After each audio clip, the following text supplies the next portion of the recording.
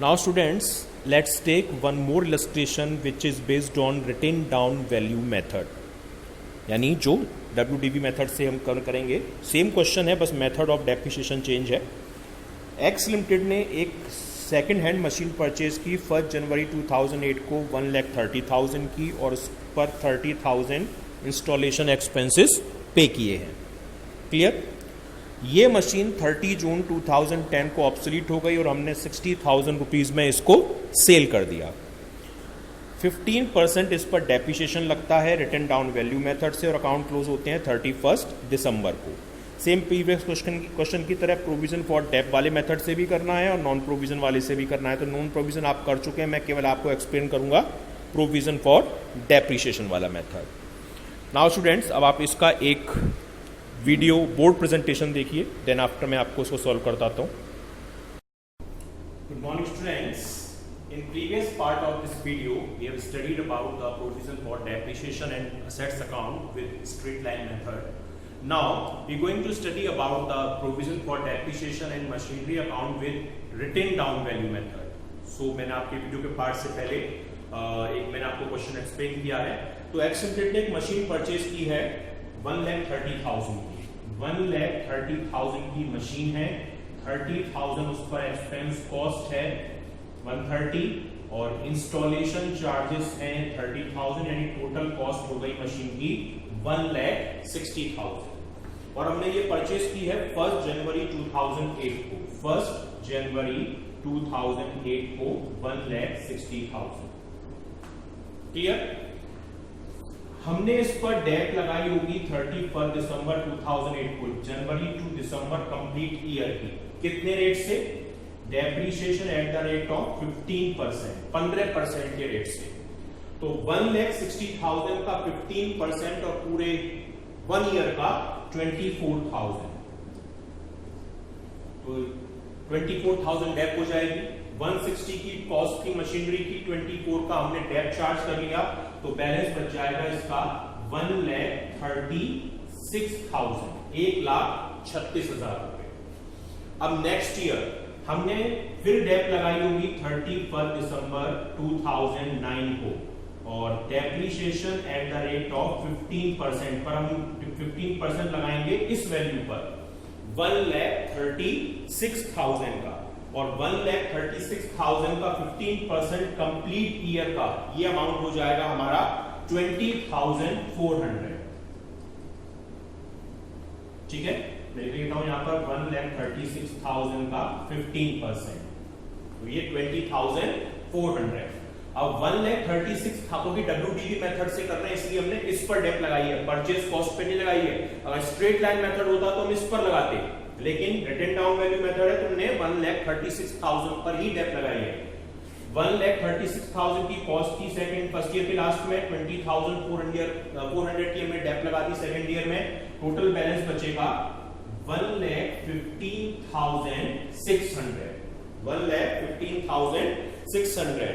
अब क्वेश्चन कह रहा है कि 30 जून 2010, 30 जून 2010 को हमने मशीनरी सेल कर दी क्योंकि वो ऑब्सोलीट हो गई थी। तो यानी दिसंबर के बाद 30 जून तक 6 मंथ होते हैं हमारे, तो यानी 1,15,000 का 15% और 6 मंथ का ये निकाला जाएगा। 1,15,600 का 15% और 6 मंथ का ये अमाउंट हो जाएगा 8,670, 8,670 रुपीज। अब 8,670 इस पे डेप लग गई तो हमारे पास ओवरऑल कितनी वैल्यू बची? देखिए 0, 3 और 10 में से 7 गए 3, 15 में से 6 गए 9, 14 में से 8 गए तो 6 और ये हुआ 1,06,000 और 930 रुपीज। और हमने इस मशीन को सेल किया है, क्वेश्चन के अकॉर्डिंग देखें तो 60,000 रुपीज में। सेल कितने में किया है हमने? 60,000 में। तो हमें लॉस कितना हुआ? 46,930 का ये लॉस हो गया। ठीक है, अब देखिए हमने इस पर डेप्थ कितनी कितनी लगाई है, 20,400 और 8,670, ये 3 बार डेप्थ लगाई है। 24,000 प्लस 20,400 प्लस 8,670 रुपीज, ये हमने डेप्थ लगाई है। तो टोटल डेप्थ लगी है 1,15,000, टोटल डेप्थ लग गई हमारी इस मशीन पर 53,070 रुपीज। 24, 20, 44, 44 और 8, 52, 52, 53,070 रुपीज। क्योंकि मैंने बताया था कि जब कोई एसेट सेल होती है तो उसकी टोटल डेप्थ ट्रांसफर होती है एसेट्स अकाउंट में। अब हम क्वेश्चन को सॉल्व करेंगे। हमने वर्किंग तैयार करनी थी। पहली डेप्थ हमने कब लगाई है, 31 दिसंबर 2008 को। तो यहाँ पे आप डेट डालेंगे 31 दिसंबर 2008 बाय डेप्रिसिएशन अकाउंट। तो कितनी डेप्थ लगाई है आपने, 1,60,000 का 15% यानी 24,000 रुपीज। इस ईयर कुछ और नहीं हुआ तो हम यही ट्रांसफर कर देंगे 24,000 और यही हमारी बैलेंसिंग फिगर हो जाएगी टू बैलेंस सीडी के नेम से 31 दिसंबर 2008 को। क्लियर। अब ये बैलेंस यहां कैरी फॉरवर्ड होगा किस डेट को, 1 जनवरी 2009 को बाय बैलेंस बीडी और कितना 24,000। अब सेकंड ईयर फिर आपने डेप्थ लगाई 2009 में, यहां पर लगी हुई है 1,36,000 का 15% यानी 20,400। तो आप यहां लिखेंगे 31 दिसंबर 2009 और बाय डेप्रिसिएशन अकाउंट 1,36,000 का 15% और ये आया था 20,400। देखिए 24,000 प्रीवियस ईयर की डेप्थ, करंट ईयर की 20,400, टोटल डेप्थ कितनी हो गई, ये हो गई 44,400 रुपीज। और यही हम यहाँ पर कैरी फॉरवर्ड कर देंगे 44,400 वही किस नाम से लिखेंगे हम, to balance CD 31 December 2009। Clear. अब ये बैलेंस फिर कैरी फॉरवर्ड होगा हमारा 1 जनवरी 2010 को बाय बैलेंस बीडी 44,400। इस ईयर 2010 में हमने मशीन 30 जून को सेल कर दी, 30 जून तक तो यूज की। तो 30 जून 2010 बाय डेप्रिसिएशन अकाउंट और ये है 6 मंथ की, जो हमने यहां पे चार्ज की थी, आपको दिखाई दिया था मैंने कि बैलेंस बच गया था 1,15,600। तो 1,15,600 का 15% और 6 मंथ का, क्योंकि 30 जून को सेल हो गई है तो जनवरी टू जून 6 मंथ कितनी आई थी 8,670। क्लियर। अब देखिए प्रीवियस 2 ईयर की डेप्थ 44,400, इस ईयर की डेप्थ 8,670, टोटल डेप्थ कितनी हो गई, ये डेप्थ हो गई 53,070 रुपीज। ठीक है, यही हमने यहां पे लिखा। और मैंने बताया है प्रोविजन में जब हम असेट्स को सेल करते हैं तो उसकी स्टार्टिंग से लेकर लास्ट तक की डेप्थ असेट्स अकाउंट में ट्रांसफर हो जाती है। तो अब तो उस पे डेप्थ कितनी है 53,070, यही हमारा ट्रांसफर हो जाएगा अमाउंट किस अकाउंट में, टू मशीनरी अकाउंट में 30 जून 2010 ये हमारा अकाउंट ट्रांसफर हो गया। तो बैलेंस आएगा क्योंकि एक ही प्लांट था, एक ही मशीनरी थी और एक ही मशीन हमने सेल कर दी। तो ये WDV मेथड से हमारा प्रोविजन फॉर डेप्थ है और ये इसका वर्किंग नोट है।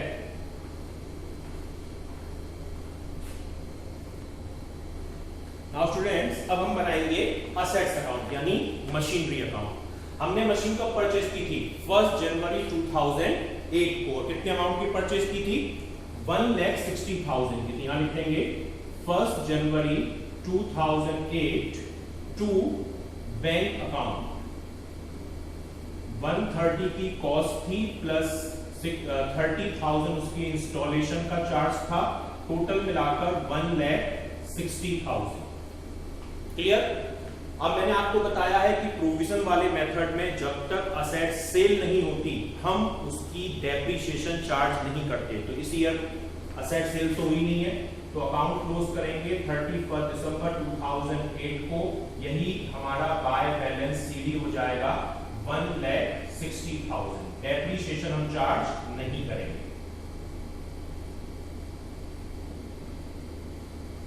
क्लियर? अब ये बैलेंस यहाँ कैरी फॉरवर्ड होगा किस डेट को? 1 जनवरी 2009 को, और क्या हो जाएगा? To balance BD 1,60,000। ईयर 2009 में भी हमारा प्लांट सेल नहीं हुआ है, यानी इस ईयर भी हम डेप्रिसिएशन नहीं लगाएंगे।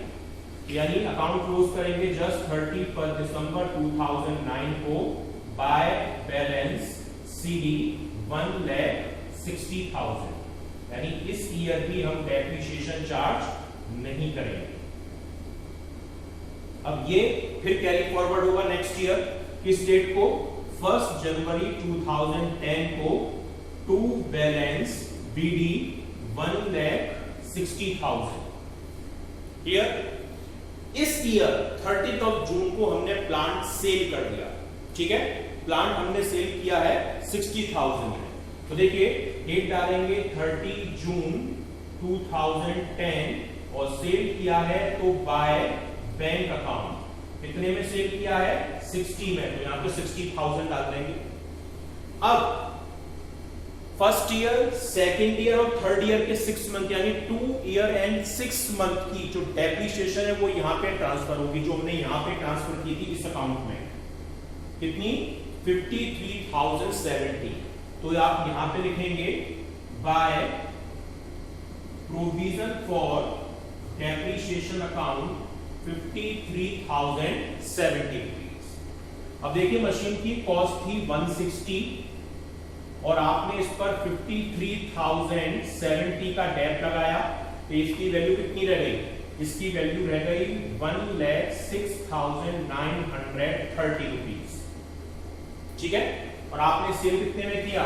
60 में, तो आपको लॉस कितना हुआ? 46,930 का। तो लॉस जो हुआ वो आप यहां लिख दीजिए बाय P&L अकाउंट 46,930। अब आपको टोटल लगाना है, टोटल इक्वल आएगा 1,60,000 क्योंकि बैलेंस बचेगा नहीं, क्योंकि एक मशीन थी और एक ही मशीन आपने सेल कर दी। तो ये हमारा असेट्स अकाउंट होगा रिटन डाउन वैल्यू मेथड से। बस आपके लिए मेन कैलकुलेशन इसकी थी और जो मैंने वर्किंग नोट बनाया था उसकी थी। अब आप इसका पीपीटी प्रेजेंटेशन देखिए। Thank you. So students, first of all तो हम देखते हैं कि हमने इस पर कितनी डेप्रिसिएशन चार्ज की। देखिए टोटल कॉस्ट मशीनरी की कितनी है? 130 की तो परचेज कॉस्ट है, 30,000 इसकी इंस्टॉलेशन चार्जेस है, यानी टोटल कॉस्ट हो गई 1,60,000 यानी 1,60,000। जनवरी में परचेज किया था, अकाउंट 31 दिसंबर को क्लोज होते हैं, यानी फर्स्ट ईयर तो पूरी साल की डेप लगेगी। तो यहाँ पे देखिए 1,60,000 रुपीज़ का 15% 1 ईयर का 24,000, यानी फर्स्ट ईयर डेप लगी 24,000 रुपीज़ की। अब आप देखिए अगले साल यानी 2009 में हमारी कॉस्ट बची 136। कैसे? 160 की मशीन थी, 24 फर्स्ट ईयर डेप लगा दी, तो कॉस्ट कितनी बची? 1,36,000। अब इसका 15% हम लगाएंगे पूरे साल का, क्योंकि ये भी इस साल बिकी नहीं है। 20,400 रुपीज़ इसकी प्राइस हो जाएगी। ठीक है, अब नेक्स्ट ईयर 2010 में अब कॉस्ट बची 1,15,600। तो देखिए कैसे बची? 136 सेकेंड ईयर कॉस्ट थी, इस ईयर हमने डेप लगाई 20,400, तो कितनी कॉस्ट बच गई? 1,15,600। इसका 15% और 6 मंथ का, क्यों? क्योंकि ये जो मशीन है हमने 30 जून को बेच दी है। 30 जून मतलब 6 महीने यूज़ की, तो ये आता है 15% 6 मंथ का 8,670 रुपीज़। ठीक है, अब हम इसको कैसे शो करेंगे? तो आप देखिए प्रोविजन फॉर डेप्रिसिएशन अकाउंट बनाते हैं सबसे पहले। तो पहली डेप हमने लगाई होगी फर्स्ट ईयर के एंड में, यानी 31 दिसंबर 2008 को। तो 31 दिसंबर 2008 को यहाँ पे डेप लगाएंगे बाय डेप्रिसिएशन अकाउंट। और कितनी लगाई हमने? 24,000, ये जो हमने अमाउंट निकाला था इसकी हेल्प से। क्लियर। अब इस ईयर कोई और तो मशीन हमने परचेज या सेल की नहीं है, तो यही हमारा बैलेंस ट्रांसफ़र हो जाएगा 31 दिसंबर 2008 को टू बैलेंस सीडी के नेम से 24,000। अब ये 24 नेक्स्ट ईयर कैरी फॉरवर्ड होंगे जनवरी 1 2009 को बाय बैलेंस बीडी के नाम से 24,000। इस ईयर भी हमने कोई मशीन सेल नहीं की, तो जब अकाउंट क्लोज करेंगे 31 दिसंबर को हम इस पर फिर डेप लगाएंगे बाय डेप्रीशिएशन अकाउंट। तो देखिए सेकेंड ईयर की हमने यहाँ पे निकाली थी 20,400, तो 20,400 रुपीज़ हम यहाँ पे लिख देंगे डेप्रीशिएशन वाले का अमाउंट। 24,000 प्रीवियस ईयर की डेप, करंट ईयर की 20,400, टोटल डेप हो गई 2 ईयर की 44,400 रुपीज़। और यही हमारा 31 दिसंबर 2009 को टू बैलेंस सीडी के नाम से बैलेंस ट्रांसफ़र हो जाएगा 44,400 रुपीज़। क्लियर। अब ये बैलेंस नेक्स्ट ईयर ट्रांसफ़र होगा जनवरी 1 2010 को बाय बैलेंस सीडी 44,400। अब थर्ड ईयर में हमारी डेप कितनी लगी है 8,670 6 मंथ की, क्योंकि हमने 30 जून को इसको सेल कर दिया। तो 30 जून 2010 को बाय डेप्रीशिएशन 6 मंथ की डेप 8,670 रुपीज़। 44,000 प्रीवियस 2 ईयर की डेप 400 और 8,670 इस ईयर की 6 मंथ की डेप, टोटल डेप हो गई 53,070। अब इसी डेट को हमने सेल किया है, तो मैंने बताया प्रोविजन वाले मेथड में जितनी भी डेप स्टार्टिंग से लास्ट तक लगी है वो डेप ट्रांसफ़र हो जाती है असेट्स अकाउंट में। तो जून 30 को टू प्लांट या टू मशीनरी अकाउंट 53,070 ये हमने ट्रांसफ़र कर दिया। क्लियर। अब हम बनाएंगे असेट्स या प्लांट अकाउंट। तो हमने पहला प्लांट परचेज किया है 1 जनवरी 2008 को टू बैंक 1,30,000 का, और टू बैंक के नाम से इसकी इंस्टॉलेशन कॉस्ट 30,000, टोटल कॉस्ट कितनी हो गई 1,60,000। क्लियर। नाउ स्टूडेंट्स, मैंने आपको पहले ही एक्सप्लेन किया था कि प्रोविजन फॉर डेप वाले मेथड में डेप्रीशिएशन तब तक नहीं लगती जब तक कि हम असेट्स को सेल नहीं कर देते। तो 2008 में तो असेट सेल हुई नहीं है, तो यही क्लोज कर देंगे अकाउंट 31 दिसंबर 2008 को बाय बैलेंस सीडी यही 1,60,000 जो परचेज कॉस्ट है। अब ये कैरी फॉरवर्ड होगी नेक्स्ट ईयर जनवरी 1 2009 को टू बैलेंस बीडी 1,60,000 2009 में। 2009 में भी हमने कोई मशीन सेल नहीं की है, तो इस ईयर भी डेप्रीशिएशन नहीं लगेगी। तो यानी अकाउंट क्लोज जब हम करेंगे 31 दिसंबर 2009 को, तो बाय बैलेंस सीडी 1,60,000 ही आ जाएगा। ठीक है। अब इसको भी हम नेक्स्ट ईयर ट्रांसफ़र करेंगे जनवरी 1 2010 को टू बैलेंस बीडी 1,60,000। इस ईयर 30 जून को हमने मशीन को सेल कर दिया, तो जून 30 2010 बाय बैंक कितने में सेल किया 60,000 में, तो 60,000 यहाँ पर मेंशन कर देंगे। अब इस सेल की हुई मशीन पर हमने फर्स्ट 2 ईयर और इस थर्ड ईयर में 6 मंथ की टोटल कितनी डेप लगाई थी ये हमने यहाँ पे कैलकुलेट कर ली थी 53,070 रुपीज़। तो ये आ जाएगा यहाँ पर बाय प्रोविजन फॉर डेप्रीशिएशन के नाम से 53,070 रुपीज़। अब देखिए मशीन की जो कॉस्ट थी वो थी 1,60,000 और हमने इस पर डेप कितना लगाया 53,070 और तो इसकी कॉस्ट कितनी रह गई 1,06,930 और इस मशीन को हमने सेल कितने में किया है 60,000 में। तो 1,06,930 की मशीन को 60 में सेल करेंगे तो हमें कितना लॉस होगा वो लिखेंगे हम बाय P&L के नाम से 46,930 रुपीज़। दोनों साइड का टोटल सेम आएगा 160 क्योंकि एक ही मशीन थी वही हमने सेल कर दी तो बैलेंस इसका निकलेगा नहीं। तो this is the question related to the written down value method on provision for depreciation concept. Thank you.